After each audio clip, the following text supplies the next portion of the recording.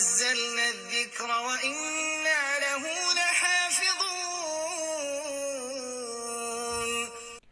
بسم الله الرحمن الرحيم. Assalamu alaikum wa rahmatullahi wa barakatuh. We talked about history, this global history, coming back to ourselves, and the notion of election within this history, elected people, chosen people, comes back to ourselves. In order to get this, to understand this long history, that at the end we should understand why. Why is it important for us to understand this history? Because the conception of man within this history comes back to us, our personal reality, and these are concentric circles. We start with ourselves, and then it comes to our family, and then our people around us, our greater family, and then the whole society, and beyond us, even all the other nations, and our relationship with the others, the foreigners who are not within our own nation. So these concentric circles are helping us to get not only our belonging to the human history, but how do we have to behave within, how all this story has to do with our own history. So within this history, what is and what is going to be our personal history as a believer. And this is the understanding, because there is no point to know about history if this has no impact on us. It has no point to know about all these stories of the messengers. At the end of the day, all this was said to us in order for us to reform ourselves, to understand how we have to deal with this. So now, as we said, to be a chosen religion or a chosen believer, not to impose your religion, not to take over power, but to serve humanity, means, if you want to get this right, to start with your own self, to start with your own heart, your own intimacy, and to get it right. There is a diversity of worlds within your own self. You think with your brain, you feel with your senses, and you have emotions with your heart. All this should come together. You need to harmonize all these dimensions to be able to translate into reality the very meaning of serving yourself, controlling yourself, and serving humanity. So it's a personal commitment, and this relationship to God is essential here, because it starts with this. So in fact, what I'm talking here is the very essence of what we call spirituality, meaning the connection with God, in order in your heart to get this peace that will help you, in fact, to spread peace and to serve the people around you. We find in the Quran a very clear verse about this, when it is said, بعد أعوذ بالله من الشيطان الرجيم بسم الله الرحمن الرحيم الذين آمنوا وتطمئن قلوبهم بذكر الله ألا بذكر الله تطمئن القلوب. Those who believe and whose hearts find comfort in the remembrance of God. Surely it is the remembrance of God that hearts find comfort. Here, what we have is the people who believe, and they find comfort in the remembrance of God. Meaning, in fact, that in our relationship to God, having said there is only one God and we are connected to Him, and we should avoid external division and intimate inward divisions, that we need to try to find this harmony and this peace. In fact, the first commitment for you as a human being is for you to be a human being, to become a human being, and to educate yourself. So the key here is knowledge, because you need to know what is coming to you, the revelations, and you need to educate yourself with this knowledge and to use all the faculties that you have. your senses to be able to look at the world and to see the signs, your brain to look at the world and to understand the society and to be able to understand and to add knowledge to knowledge, your heart to be able to feel and to see the world with the eyes of the heart, because your heart has eyes. This is what is said in the Quran. It's not your eyes that are blind, it's your heart.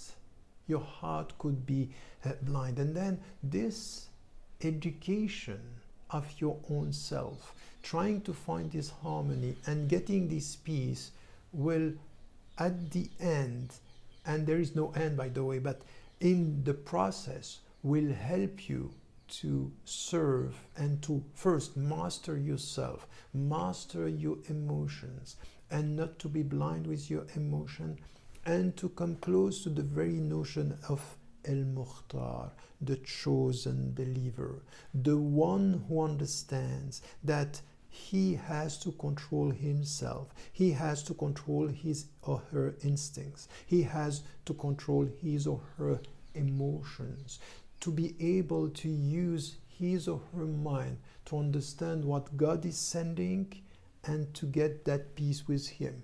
And this peace with God, this process of getting أَلَا بِذِكْرِ اللَّهِ تَطْمَئِنُّ قُلُوبٌ, is it not by the remembrance of God that you will find peace, is the process where you understand that it's an ongoing process.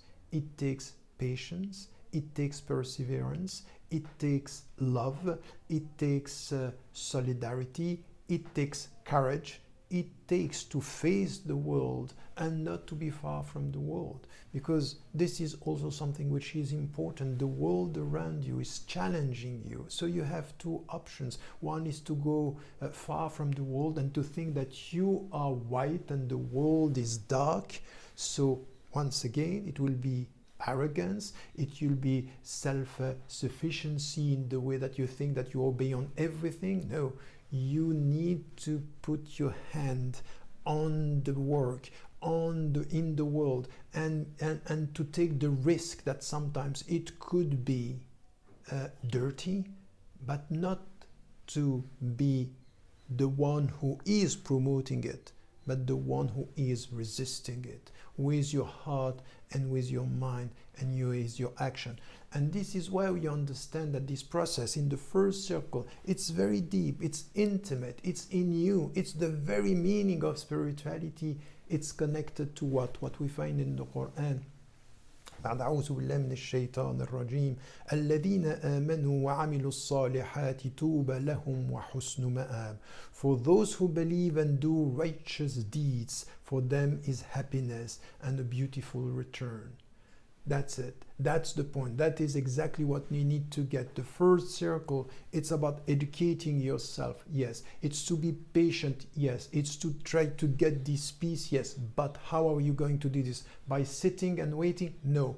And do good deeds. That you have to be active in the world. You cannot cut yourself from the world. So the first circle is telling you there is a second circle. You have to be connected. Look at your parents. Look at your family. Look at your society. This is where you have to be involved. And through this process of acting according to your principles, you would get this double peace. Peace within, inward, and peace outward. Peace within and peace with the world around you, in the way you will get something that is one of the goals of your journey towards God, which is happiness. In fact, the final goal is to get peace with God. This is what we want, to enter in God's peace.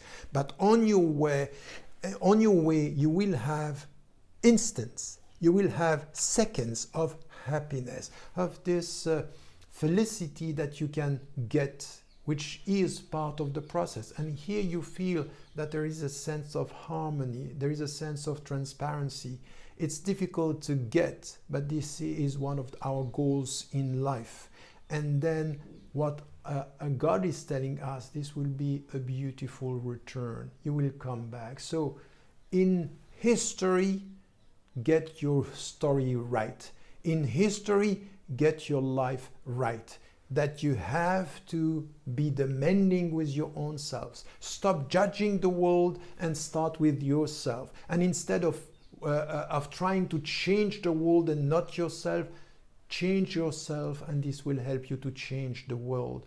It's with patience. It takes time, and you need to get once again the right message that sometimes you are making mistakes.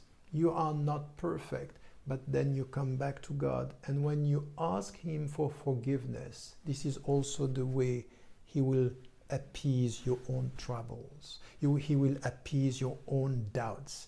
So alone with your own doubts, you get in trouble.